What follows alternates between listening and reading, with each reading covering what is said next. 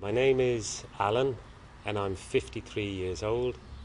I was born in Dublin in Ireland, but my family moved to England when I was 8 and we lived in Cambridge. Now, I went to university in England and worked in England until I was 40. When I was 40, I got divorced, and also the job I was doing, I wasn't particularly happy. I was working at a business with my brother-in-law. So I decided that it would be interesting to do something different. As I said, I was bored with England and I wanted a change of life.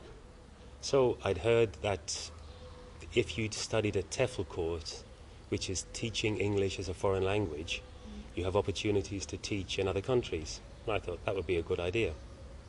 So while I was working with my brother-in-law, I took a month off and studied this course.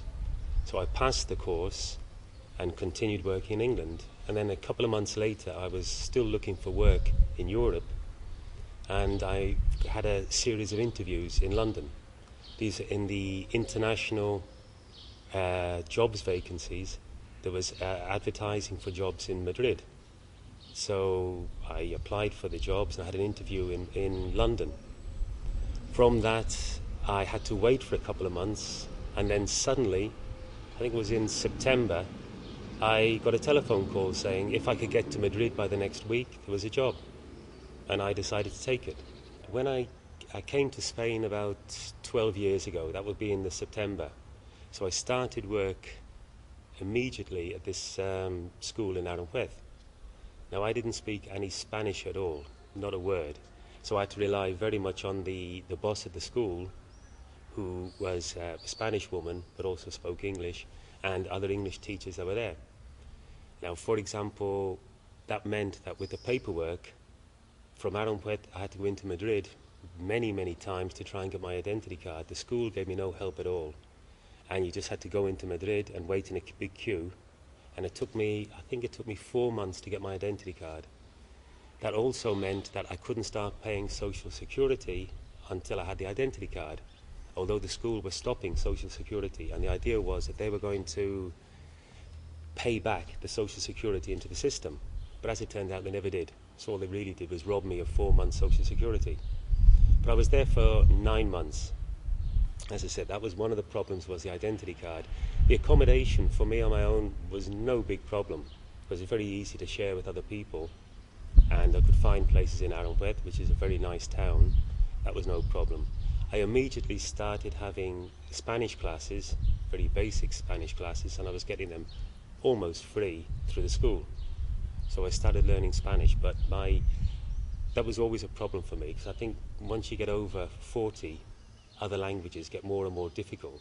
So it's not like my students at 10 years old sort of pick up English very quickly, but for me, it's always been a problem, and the accent and everything else. So that's been a big challenge, but I suppose over the years, I just managed to pick it up.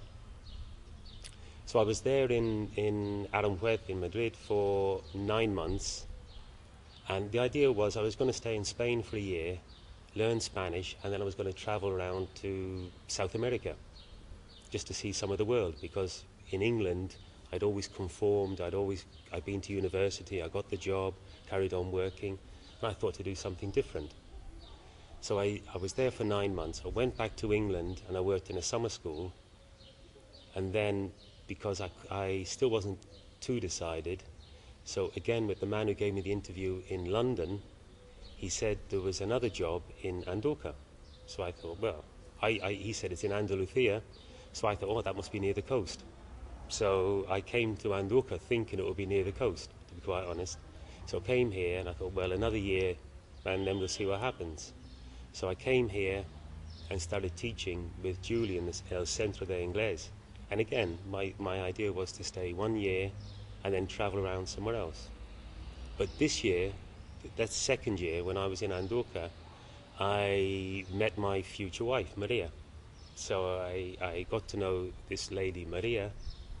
So we started going out together, and we got married 7 years ago, and now we got a daughter. So all these things meant that I was never going to leave Andorra. I was going to stay here forever.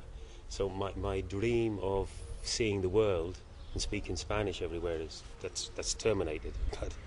But I mean, the fact that I'm here, I've got my daughter here and my wife, has meant that I'm very, very happy. I've got no desire to go to any other countries now, except with my wife, of course.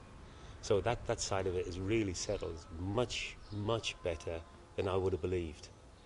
I'm actually thinking at the moment of maybe even taking up Spanish nationality, just for some of the paperwork with my daughter.